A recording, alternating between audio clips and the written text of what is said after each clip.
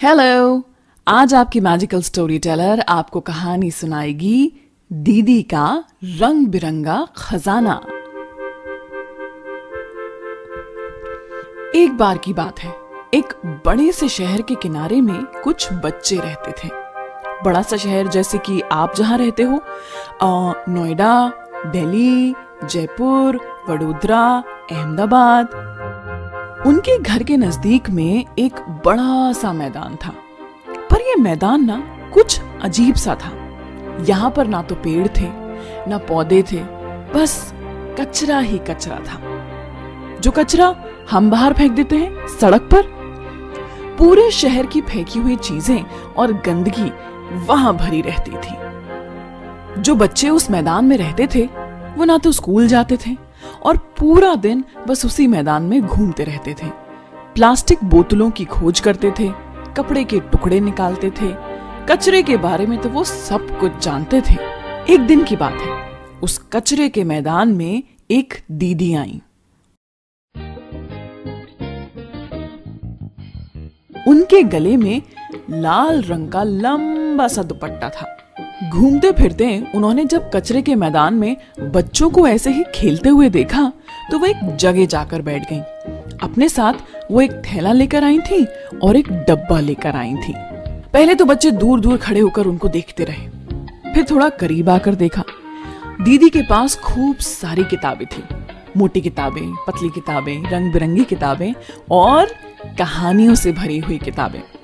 बच्चे और पास आए और फिर दीदी रोज आने लगी।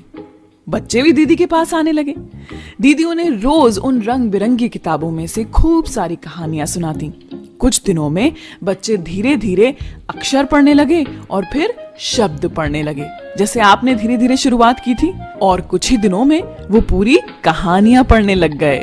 एक दिन बच्चों ने सोचा कि दीदी हर रोज आती हैं और ये कचरे का मैदान कितना खराब लगता है। चलो आओ, आज इस जगह को खूबसूरत बनाते हैं। बच्चे कचरे के बारे में तो सब कुछ जानते ही थे। तुरंत बीन कर लेकर आ गए एक टूटी हुई सी कुर्सी और एक टेबल, और फिर वहां पर उन्होंने एक छोटी सी दरी लगा दी, किसी ने पर्दा लगा दिया, कुछ सामान से कुछ और बना दिया। कचरे में से ऐसा कुछ सामान ले आए जिससे वो जगह और खूबसूरत दिखने लगे, और लो तैयार हो गया उनका खुद का स्टडी एरिया। पर ये क्या, दीदी तो आज आई नहीं। बच्चों ने पूरा दिन इंतजार किया, खुद ही बस्ते में से किताबें निकाली और कहानियां पढ़ने लगे, लेकिन दीदी अगले दिन भी नहीं आई। बच्चे इंतजार करते रहे। बातों ही बातों में किताबें पढ़ने की तो उनकी आदत लगी गई थी। खुद पढ़ते और बच्चों को भी पढ़ाते। हाँ, लेकिन दीदी के नहीं आने से बच्चे बड़े उदास थे। तभी एक दिन अचानक उन्हीं किताबों के ढेर में से पिंकी को एक किताब में दीदी का पता मिला। बच्चे तुरंत दीदी की खोज में निकल पड़े। चलते चलते उन्हें किस नंबर की बस में बैठना है ये भी उन्हें समझ में आ गया, क्योंकि अब तो उन्हें पढ़ना आ गया था। और फिर दीदी ने जैसा उन्हें सिखाया था वैसे पढ़ते पढ़ते, अक्षर जोड़ते जोड़ते वो आखिर दीदी की कॉलोनी में पहुंच गए। लेकिन अब पहुंचकर अटक गए, क्योंकि दीदी का घर नहीं मिल रहा था।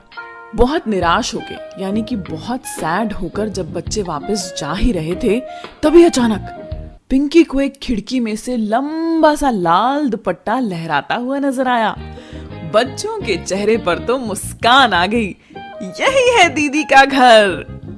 बच्चे दौड़ते हुए उस घर की तरफ गए। जब उन्होंने गेट खोला तो अंदर क्या देखा, दीदी बेचारी बिस्तर पर लेटी हुई हैं, बीमार और उदास सी। चेहरे पर ना कोई चमक ना कोई मुस्कान, और डॉक्टर ने जो उन्हें खूब सारी दवाइयां दी थी वो उनके पलंग के पास रखी हुई थी, पर दीदी ठीक ही नहीं हो रही थी।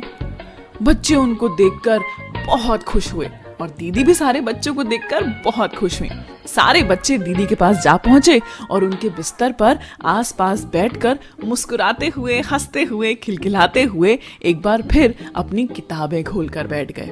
दीदी के चेहरे पर फिर मुस्कुराहट आने लगी, और ऐसे करते करते अब बच्चे उनके पास आने लगे और दीदी धीरे धीरे ठीक होने लगी। फिर एक दिन आया कि जब दीदी पूरी तरह से ठीक हो गई और अब दीदी वापस बच्चों की उस जगह जाने लग गई जो उन्होंने दीदी के लिए तैयार की थी। याद है ना, कचरे में से बीन कर उन्होंने टूटी कुर्सी, टेबल, गलीचा सब बिछाकर एक अपना ही पढ़ने की जगह तैयार की थी, जिसे कहते हैं स्टडी एरिया। हर रोज शाम को दीदी आती, 4 नई किताबें लाती, सारे बच्चे बैठकर वो जो रंग बिरंगी मोटी पतली किताबें हैं उनमें से कहानियां पढ़ते और फिर मौज मस्ती करते।